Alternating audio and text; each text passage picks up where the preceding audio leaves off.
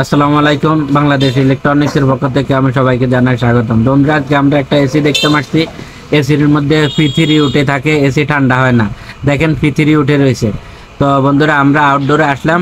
আউটডোরে আসার পরে আমরা গ্যাস মিটার লাগাইলাম। গ্যাস মিটার লাগানোর পরে আমরা ভালো করে গ্যাস মিটারের গ্যাস মেপে দেখলাম। আমাদের গ্যাস বর্তমানে 250-র বেশি আছে। দেখেন 300-র কাছাকাছি আমাদের গ্যাস আছে আউটডোরে। তো পরিমাণ মতন যতটুকু গ্যাস থাকার কথা এতটুকু আছে। এটা 410 নম্বর গ্যাস। তো আমরা আবার ইলেকট্রিক মিটার লাগাইছি। আমাদের মানে মিটার দেখতেছি মানে সব ঠিকঠাক আছে, কিন্তু আমাদের এসিটা ঠান্ডা হয় না। তো বন্ধুরা, এখন আমরা আউটডোরটা দেখেন, আউটডোরটা চলে কিন্তু এই আউটডোর ভিতরে ফ্যান চলে, এসি ঠান্ডা হয় না। এখন আমরা আউটডোরটা খুলবো। আউটডোরটা খোলার পরে আমরা এসিটা ওয়াশ করব। তো আমরা এখন এসির ব্যাক কভার খুললাম। ব্যাক কভার খোলার পরে এখন আমরা হাওয়ার মেশিন দিয়ে আমরা এটা পরিষ্কার করব এখন।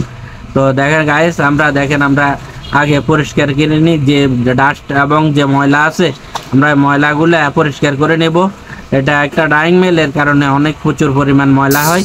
তো আমরা ওয়াশ করতেছি এখন হাওয়া দিয়ে। তো গাইস, আমরা এখন হাওয়া দিয়ে ভালো করে পরিষ্কার করতেছি। দেখেন আমরা কিভাবে হাওয়ার মেশিন দিয়ে পরিষ্কার করি আউটডোরটা। তো আমাদের আউটডোরটা পরিষ্কার করা শেষ। এখন আমরা আউটডোরটা খুলতেছি। আমরা খুলে দেখব যে কি পরিমাণ এখানে ময়লা আছে এবং আউটডোরের কম্প্রেসারটা কেন চলে না। আউটডোরে লাইন আছে, আউটডোরের মধ্যে লাইন আছে, কিন্তু অথচ আমার এসিটা ঠান্ডা উঠতেছে না। আমাদের উপরে দেখতেছেন না ম্যাগনেট কন্ট্যাক্টরও সব ঠিকঠাক আছে। এখন আমাদের এসিটা আমরা খুললাম। খোলার পরে দেখেন বাইরের থেকে এসিটা কেমন দেখা যায়। যে কম্প্রেসার আর একটা ফ্যান আছে। তো আমরা কম্প্রেসারের উপরে কভারটা খুললাম। আমরা খুলে দেখতেছি যে আমাদের প্লাইমিংগুলো নষ্ট হয়ে গেছে। তো গাইস দেখেন আমাদের কম্প্রেসারের যে প্লাইমিং যেটা কার্বন পড়ে নষ্ট হয়ে গেছে, এই কোনো রকম লেগে রয়েছে। দেখেন পুরা লাইন বিচ্ছেদ হয়ে গেছে। আমি তুললাম, দেখেন একদম পুরা কার্বন পরে নষ্ট হয়ে গেছে।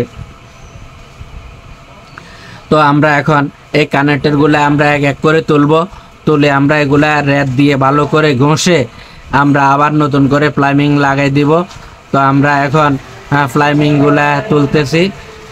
আমাদের প্লাইমিংগুলা কিছুক্ষণের মধ্যে আমাদের প্লাইমিংগুলা তোলা শেষ।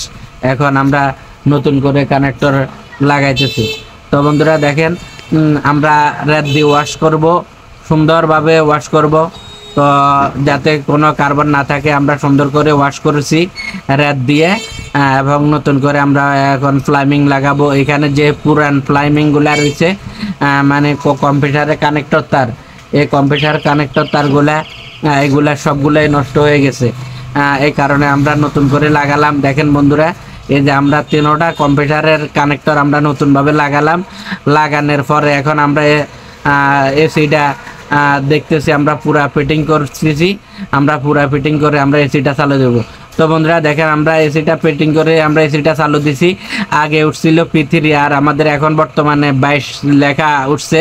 তো বন্ধুরা, আমরা দেখতেছি যে আমাদের এসিটা অবশেষে ঠিক হয়ে গেছে। আমরা এসিটা ঠিক করতে সক্ষম হয়েছি। তো বন্ধুরা, আমাদের ভিডিওটা যদি ভালো লাগে একটা লাইক দিয়ে যাবেন। সবাই ভালো থাকবেন। আল্লাহ হাফেজ।